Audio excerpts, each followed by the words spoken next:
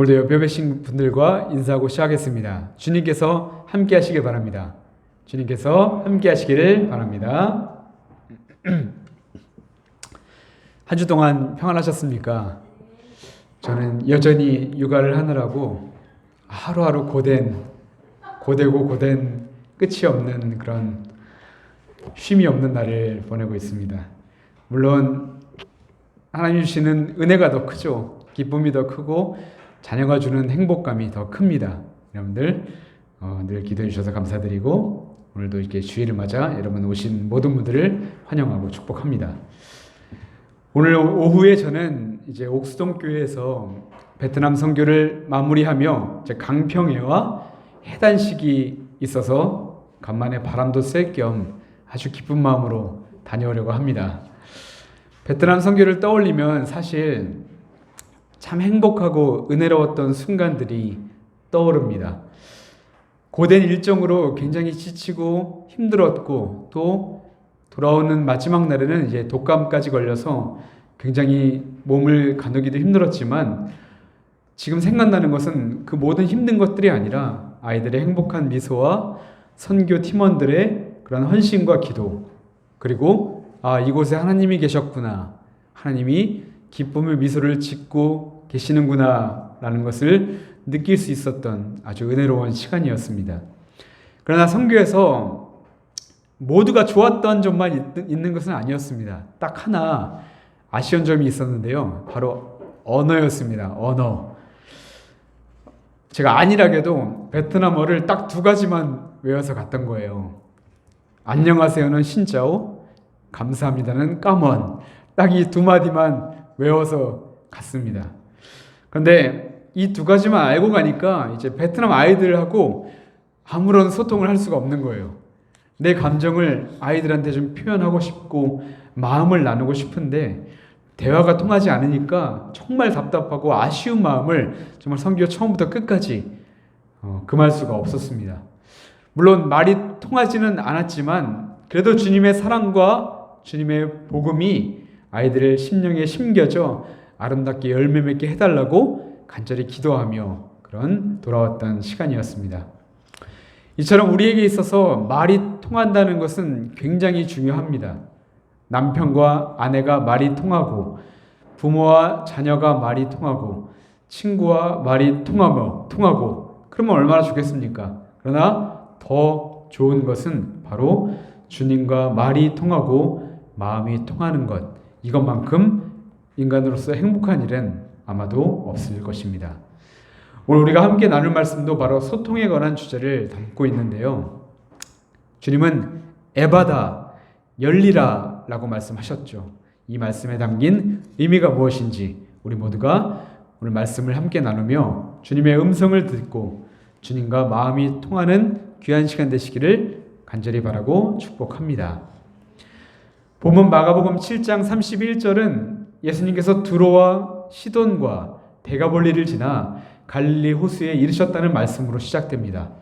그런데 예수님이 거치셨던 그 두로와 시돈과 데가볼리가 어디인지 아십니까? 바로 이방인들의 땅이었습니다. 보통의 유대인들이라면 이방인의 땅은 부정하다며 그 땅을 밟기조차 싫어했습니다.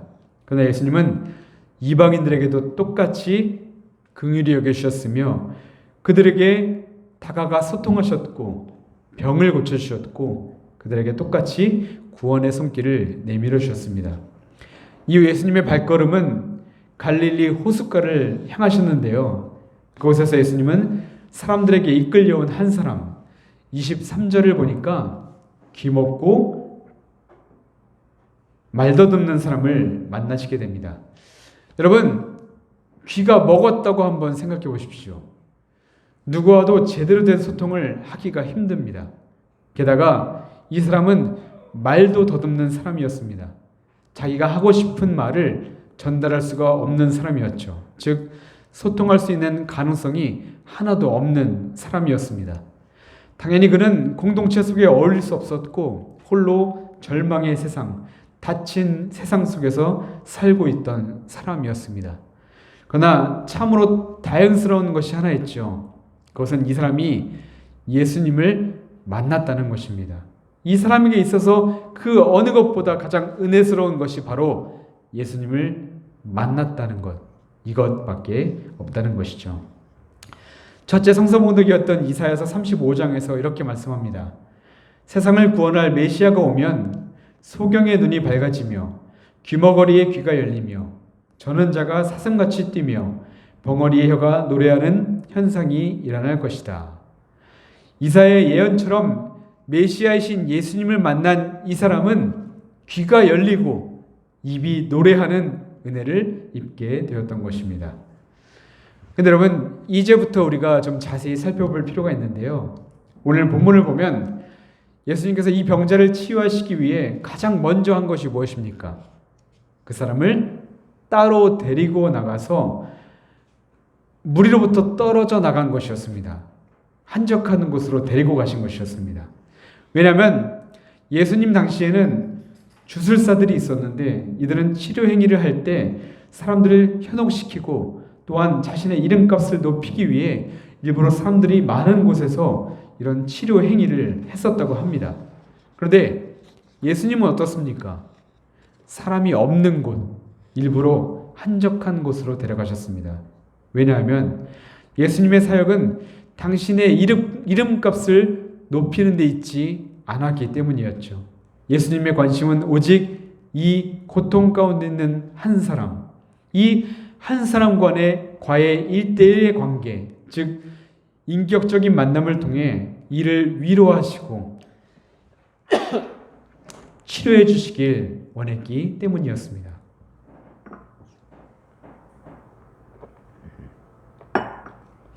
그리고 이어지는 예수님의 치료 방법도 아주 특이한 방법을 사용하시는데요. 본문 바로 앞인 7장 29절만 봐도 예수님은 수로보니게 여인의 귀신 들린 딸을 고치실 때 돌아가라, 귀신이 내 딸에게서 나갔느니라, 이렇게 말씀만으로 귀신을 쫓아내셨습니다. 그런데 성경에 나오는 예수님의 모든 치유 사역 중에서 유독 이 병자에게만 아주 특별하고도 다양한 행동을 취하시게 되는데요. 먼저는 손가락을 그의 양귀에 넣으셨고, 두 번째로 손에 침을 뱉어서 그의 혀에 대셨습니다. 그리고 마지막으로 하늘을 보시며 탄식하시고 기도하셨고, 에바다, 즉 열리라 라는 명령을 하시게 됩니다.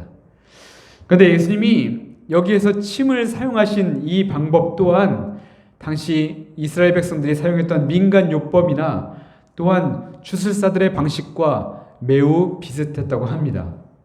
그렇다면 예수님은 왜 말씀만으로 하지 않으시고 굳이 사람들에게 오해할 만한 이런 미신적인 행동을 하셨던 것이었을까요?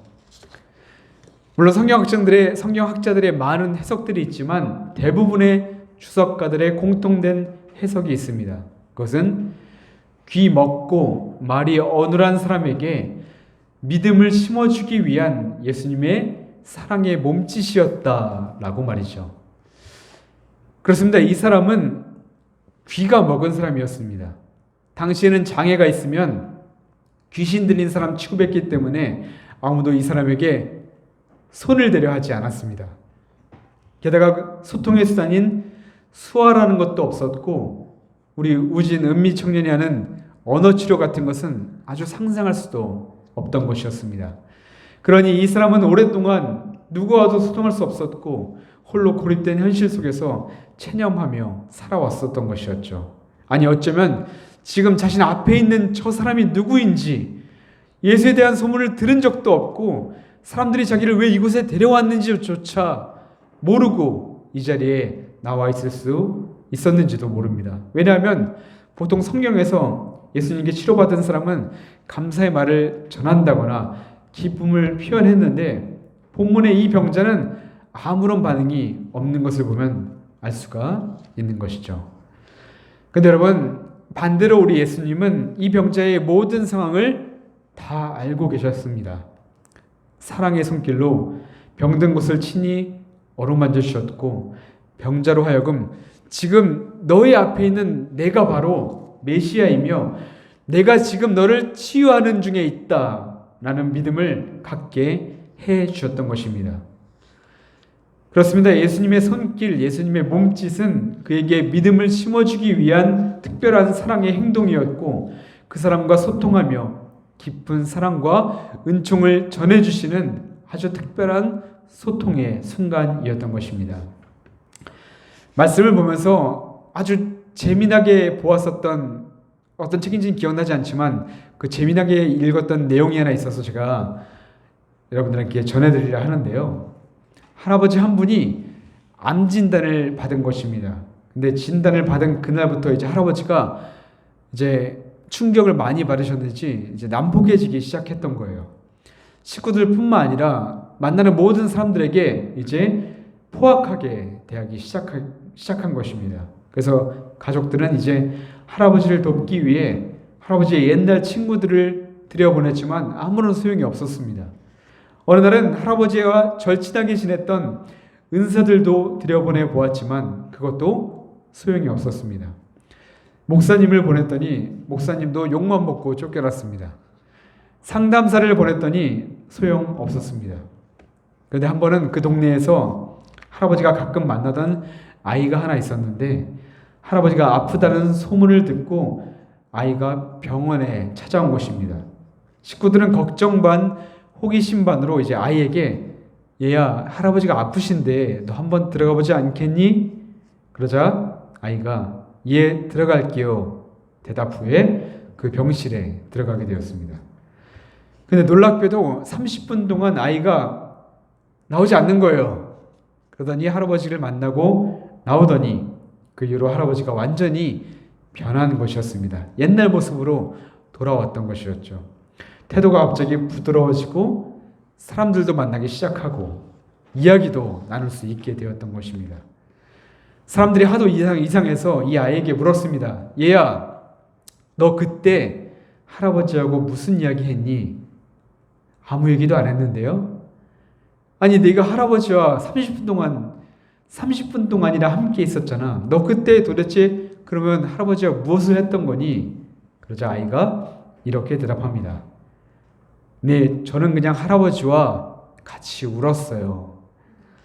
여러분, 아이는 단지 이 할아버지의 아픔을 자신의 아픔처럼 느끼고 울었을 뿐인데 아무 말도 하지 않고 그저 공감했을 뿐인데 놀랍게도 할아버지는 그 우는 아이를 꼭 껴안는 순간 거기서 진정한 위로를 느꼈고 마음의 감동이 있었던 것이었습니다.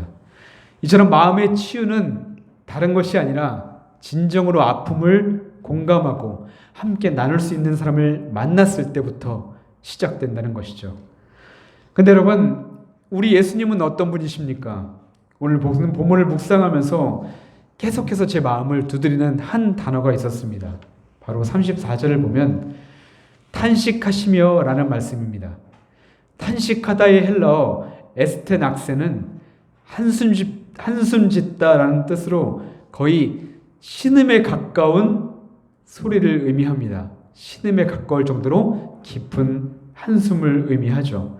또한 이 단어에는 한 사람을 깊이 사랑하시고 그 고통마저 동참하기를 원하시는 예수님의 애정의 탄식이었다라는 의미가 또한 담겨져 있습니다. 그렇습니다. 예수님은 이 사람의 답답함, 이 사람의 외로움, 이 사람의 단절된 상황을 모두 알고 계셨습니다. 그래서 예수님은 이 사람을 보며 마치 당신이 아픈 것처럼 아파하셨고 당신이 괴로웠던 것처럼 괴로워하셨고 긍휼한 마음으로 이를 바라보시고 치유해 주셨던 것입니다. 여러분, 우리 예수님은 그 누구도 만나기 거부하고 기피하는 그 이방 땅에서 이 한 사람을 찾아가셔서 먼저 손 내미셨고 그를 어루만져 주셨습니다. 그의 육체만 치유해 주신 것이 아니라 그의 마음과 심령까지도 만지시고 위로하며 치료해 주셨습니다. 그리고 우리 주님은 지금 이 자리에 저와 여러분의 마음과 생각도 다 알고 계십니다. 여러분의 아픔과 괴로움을 잊지 않고 계십니다. 바라기는 우리의 인생에서 크고 작은 문제에 부딪혔을 때 모든 것이 닫히고 모든 것이 막혔다고 생각한 그 소망이 없다고 생각했을 때 여러분들 하늘을 보고 탄식하시며 우리의 아픔에 함께 동참하시고 긍휼히 여기시는 주님을 기억하시기를 바랍니다. 그리고 기도하는 가운데 에바다 열리라 라는 주님의 음성을 들으시기를 바랍니다. 우리에게 넘치는 사랑을 베푸시는 주님께서 우리가 이해할 수 없는 방법, 아니 우리가 상상할 수도 없는 손길과 사랑으로 만져주시며 우리의 모든 막힌 곳을 열어주시고 막힌 담을 헐어주시기를 주님의 이름으로 간절히 바라고 축복합니다. 아멘. 이제 말씀을 마치려고 합니다. 오늘 말씀은 귀먹고 말 더듬는 자에 대한 이야기입니다. 그런데 이 귀먹고 말 더듬는 자가 단순히 육체의 장애를 가진 사람을 말하는 것이었을까요? 아니죠. 성경이 말하는 귀먹고 말 더듬는 사람이란 주님과 소통하지 못하는 영적 장님, 영적 귀머거리인 이 세대의 모든 사람들을 칭하는 그런 사람입니다.